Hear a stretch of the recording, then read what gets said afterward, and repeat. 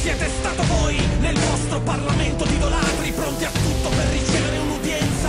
Non siete stato voi che comprate voti. Një pjesë më kanë bërë vërejtjen se në shkrimet e mia, në komentet e mia kam qenë gjithmonë negativ, kam gjallur një ndjenjë depresioni sepse nuk jam marrë dhe me ngjarje gjëra që ngjallin shpresë.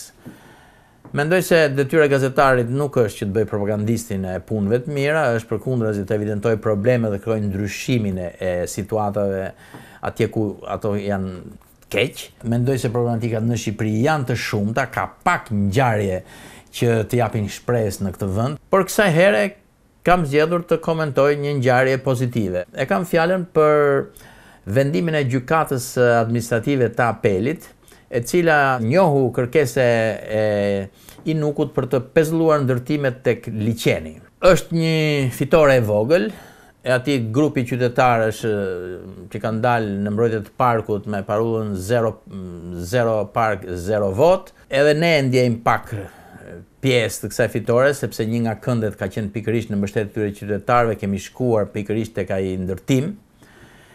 Evidentoj një gjë të rëndësishme që duhet thënë dhe mendoj se do të ishte leitmotivi i kësaj fushate elektorale për Tiranën, që Tirana, siç tham edhe në atë kënd, ka 0.5 m2 gjelbërim, ndërkohë që një qytet normal ka 7 m2 gjelbërim për numër banorësh, çka do të thotë që ne kemi ndërtime të 14 qyteteve në sipërfaqen e një qyteti. Është dramatike dhe megjithatë ajo që ka ndodhur tek parku tregon se ne nuk duam të mësojmë. Gjykata pra e apelit ka vendosur që të pezullohen punimet atje.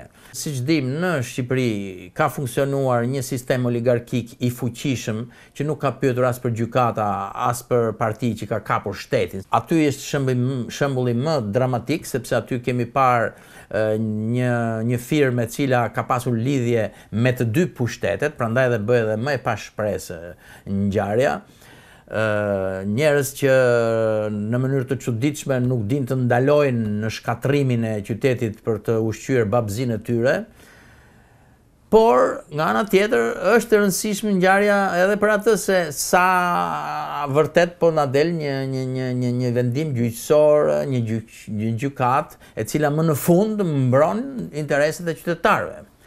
Apo kemi të bëjmë dhe me një fushat elektorale, siç thonë, me dyshim qytetarë që kanë protestuar, pra se mundet që pastaj me vendimin e gjykatës lartë kjo të kthehet përsëri në ndërtim. Gjithsesi është një ngjarje e rëndësishme, u mbështet dhe nga kandidati i Partisë Socialiste, çka tregon se po të fitojë do të jetë më e fortë, mbështetja për këta qytetarë për ta ruajtur parkun, por megjithatë është ndoshta vetëm fillimi ose një rast sporadik i një situate ku, siç thash, pra një oligarki e lidhur me të dyja partitë kryesore ka projektuar jo vetëm ngrënien e kësaj pjese të liçenit, po edhe pjesë të tjera, siç i ka denoncuar edhe kandidati Bojaxhiu së fundi, edhe pjesë të tjera të parkut pra, dhe kjo fitore e këtyre qytetarëve është një lloj shprese, por siç thon ata, dhe dua ta mbyll me fjalën që thon ata nuk do të ndalen deri në momentin kur gropa e hapur tek diga e liçenit të fillojë të mbushet përsëri dhe aty të mbillen pemë. Vetëm atëherë do të fillojmë të besojmë se ligji ka filluar vërtet të veprojë në Shqipëri. Kjo është pra situata. Zgjodhëm këtë ngjarje për ta komentuar me gjithë ambiguitetin e vet dhe dyshimet, përsëri është një ngjarje që na ngjall shpresë. Non siete stato voi nel